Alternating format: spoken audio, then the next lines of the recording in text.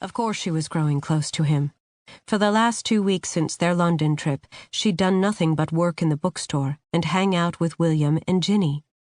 They hadn't heard a peep from Abigail, so they'd spent their time playing cards, watching movies, talking books, and taking walks around town in the evening. She'd even introduced him to Mom and Joy on separate Skype calls. Afterward, both had given their thumbs up of approval. It was the most at peace she'd been in a long time. She folded her arms across her body. "So, are you sure you want to do this?" He looked down at her, something alight in his eyes. "I couldn't be any happier to do this. For one, it's a good distraction from what's going on with my brother." Poor William.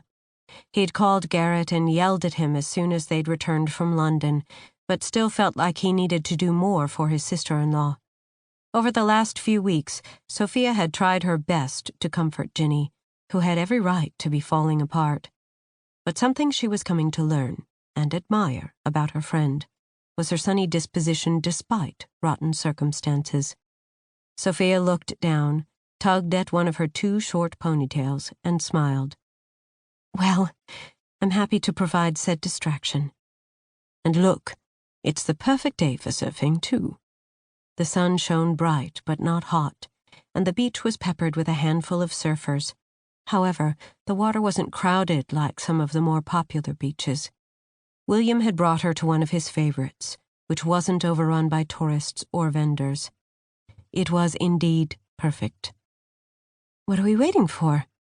Sophia turned to pick up the foam board Ginny had loaned her. "Hold on there," William chuckled. "Before we dive right in, so to speak, we need to practice on shore." He set his board on the beach and indicated she should do the same. She did. Then he got on his knees behind his board, and Sophia followed suit. "When you lie down on the board, you need to hold both sides. You don't want to be too far forward, or you'll nosedive, and being too far back will make it really difficult to paddle through waves and get up on the board." He indicated the right positioning on his own board. "This wooden line down the center is called the stringer. You want your body to be centered along that line so you don't tip to one side or the other." She practiced the positioning. It felt so foreign. The thought of doing this out in the waves, where things were uncertain. Her hands flexed into fists, and she tried to shake the sudden clamminess from them. William reviewed a few other surfing tips and facts.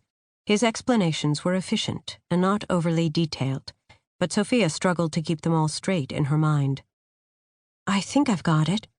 She tried to infuse confidence into her tone. Why was she so nervous? Having success at this shouldn't mean so much.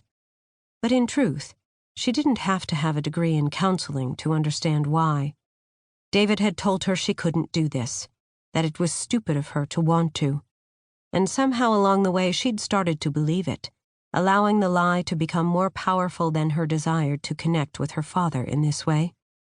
It was time to break free of his lies. All of them. For good. "Let's do this thing." "All right. How about first we just go in the water and practice getting on and off the board?" William pushed himself up, then offered her a hand. She grasped it and stood, scooping up her board. They headed into the water. Even with a wetsuit on, the initial splash of cold made her gasp, but soon she became acclimated to the temperature. For half an hour, William helped her practice getting into position. Then he grabbed his board, and they paddled and rode the waves in on their stomachs, just so she could get a feel for the rhythm of the water beneath her. "Be sure to keep your feet together and your core tight." William demonstrated the basics on his own board. "Like this?" Sophia tried to mimic his paddling position. "You look great." She tried not to read too much into his words, or the way he was looking at her. He'd already confessed he was falling for her, so why was William's attention so hard for her to handle? Refocusing on making big, long strokes, Sophia cupped her hands and kept her chest lifted as she cut her arms through the water. Next, William showed her how to duck dive under a wave. After another half hour of practicing her navigation of the water, they came back to the beach to rest. He pulled a water from the cooler he'd brought from home and handed it to her.